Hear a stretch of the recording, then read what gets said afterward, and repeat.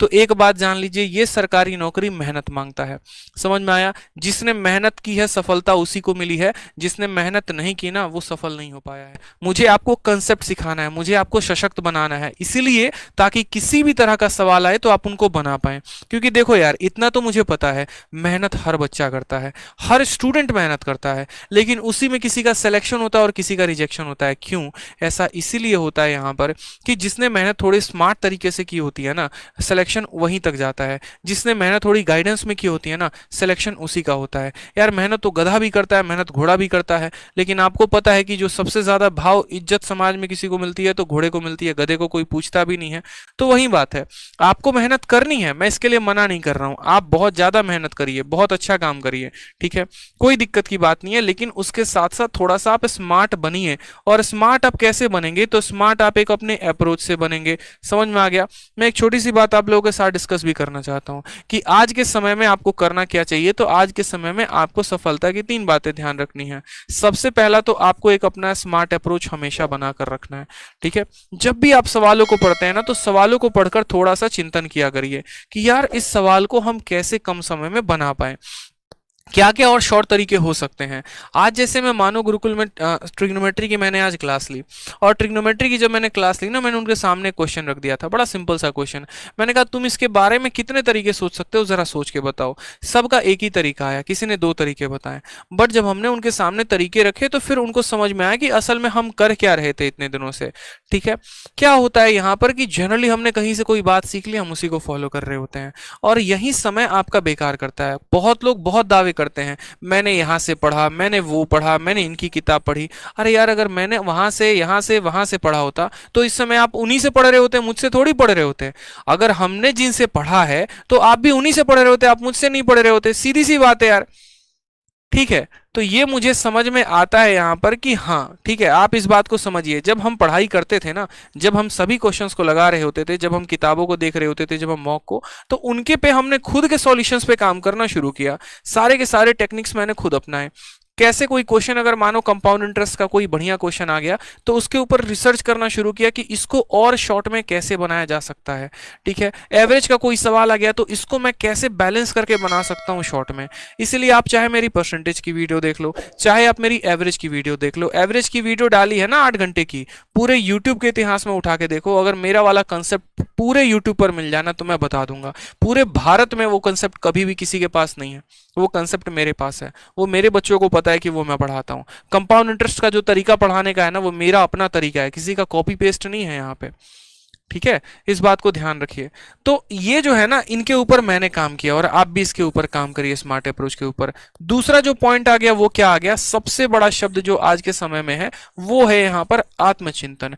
आत्मचिंतन क्यों करना है मेरे भाई? आत्मचिंतन इसीलिए करना है, आत्मचिंतन का मतलब इंग्लिश में इंट्रोस्पेक्शन। इंट्रोस्पेक्शन इसीलिए जरूरी है क्योंकि आपको क्या लग रहा होता है बहुत बार कि आप सही कर रहे हैं, बट असल में आप सही नहीं कर रहे हैं, ठीक है। आपको ये बात पता ही नहीं कि आपका जीएस में पूरा लुटिया गुल हो रहा है मेरे भाई, 10 नंबर से ज्यादा नहीं आ रहे। मुझे पता है 10 प्लस स्कोर करने वाले काफी कम स्टूडेंट है यहाँ पे, 10 प्लस स्कोर तक आप नहीं कर पाते हैं, फिर भी आपको लगता है कि नहीं मेरा सही जा रहा है। आपको यह भी पता है कि अगर मैं एक अच्छा वोकैबुलरी पूछ दूं, जैसे मान लीजिए कि अगर मैं आपसे अभी ये बात पूछ दूं कि प्लेथोरा का मतलब क्या होता है, बहुत सारे बच्चे सुनेंगे अरे पहली बार ये शब्द सुन रहे हैं प्लेथोरा, ठीक है। अरे यार प्लेथोरा कई बार पेपर में पूछा जा चुका है, लेकिन फिर भी आपको नहीं पता, ठीक है। अगर मैं बोल दूं हिट द बकेट ईडियम है, हिट द बकेट का मतलब क्या होता है नहीं पता। अब इसके ऊपर भी आप फोकस नहीं करते हैं कि आपकी वोकैबुलरी पूरी की पूरी गुल है, ठीक है। अगर आपसे थोड़ा बहुत करंट अफेयर पूछ दिया जाए, भैया पूछो मत, कुछ भी करवा लो, करंट अफेयर मत पूछना, ये अपने को नहीं आता है, ठीक है। रीजनिंग में अगर ढंग की सीरीज दे दी जाए, सिलोगिज्म दे दिया जाए, नहीं आता है। तो ये इसीलिए आत्मचिंतन जरूरी है। हर वीक आप जो है अपने संडे को बैठो, खुद को समय दो, क्या दिक्कत है, अपनी कमियों के ऊपर काम करो, ठीक है। बहुत अच्छे, एक भाई साहब डिस्ट्रक्शन लिख रहे हैं, खतरनाक, वाह वाह वाह, ठीक है। देखो प्लेथोरा का मतलब होता है बहुत ज्यादा, किसी भी संख्या का बहुत, मतलब अगर मैं यहां पर लिख दूं कि मेरे पास बहुत सारी किताबें हैं, तो वहां पर बोलेंगे प्लेथोरा, ठीक है, कि मेरे प्लेट में थोड़ा थोड़ा मत रखिए गुलाब जामुन, मेरे प्लेट में बहुत ज्यादा रखिए, हम ज्यादा मिठाई खाते हैं, तो वो वाली बात हो जाती है। तो ध्यान दिया करो, ये आत्मचिंतन बहुत जरूरी है पेपर के समय में। स्मार्ट अप्रोच तो लगाने ही लगाने हैं, साथ में ये आत्मचिंतन भी करना है कि कैसे मुझे अपने जीके के मार्क्स बढ़ाने हैं, कैसे जहां पर मैथ में जिन टॉपिक्स में दिक्कत आ रहा है मुझे वो इंक्रीज करना है, कैसे मुझे वोकैबुलरी बढ़ाना है। क्योंकि मेरे भाई अगर आप ये काम नहीं करोगे ना, तो आपको खुद भी नहीं पता कि ये जो तैयारी है आपका, ये 1 साल से कब 3 साल की योजना में बदल चुका है, और 3 साल से कब पंचवर्षीय योजना में बदल चुका है, ये आपको भी नहीं पता।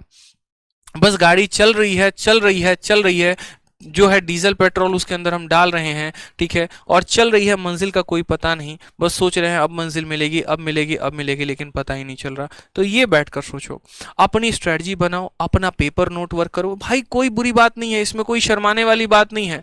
बहुत लोग जो है ना, थोड़ा सा जो ज्यादा हो जाता है, 1-2 साल का जिनका तैयारी का हो जाता है, वो बैठ के सोचते हैं अरे अब ऐसे मेरे दिन आ गए कि मैं बैठ के स्ट्रेटजी बनाऊंगा, मैं पेपर पे लिखूंगा, मुझे क्या काम करना है। भाई इसमें कोई बुरी बात नहीं है, हर हफ्ते मैं ये काम करता था।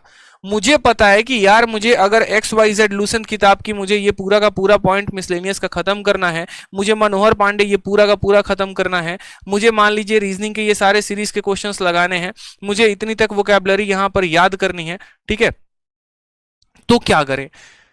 तो उसके लिए मुझे यहां पर बनाना पड़ेगा स्ट्रेटजी कि मेरा मैथ अगर स्ट्रांग है तो मैं 1 घंटे ही उस पर समय दूंगा। मेरा इंग्लिश वीक है, एमबी पब्लिकेशंस के मैं सेट लगा रहा हूं, और सेट लगाने में मेरे नंबर ही नहीं बन रहे, 35.5 नंबर बन रहे हैं, 37 नंबर बन रहे हैं, 40 नंबर बन रहे हैं। क्या करेंगे?